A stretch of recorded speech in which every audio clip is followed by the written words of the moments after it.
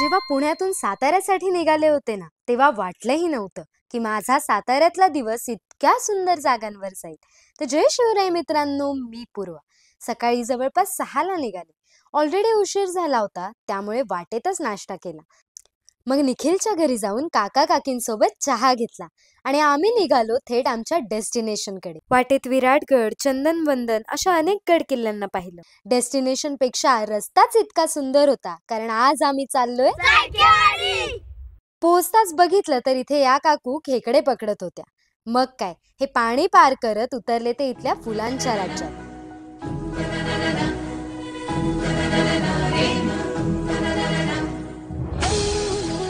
जवळपास असलेल्या पवनचक्क्या आपण लहान असल्याचं भासवून देत होत्या.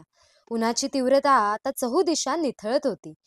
पण ते काही कायम नव्हतं, कारण ऊन ये जा करत होतं.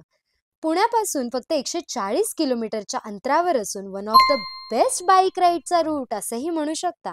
थोडा वेळ इथेच घालवला, कारण फक्त आम्हीच होतो आणि निवांत शांतता.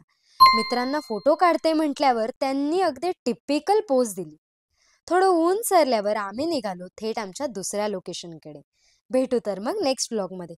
आणि हो, मला फॉलो करायला विसरू नका.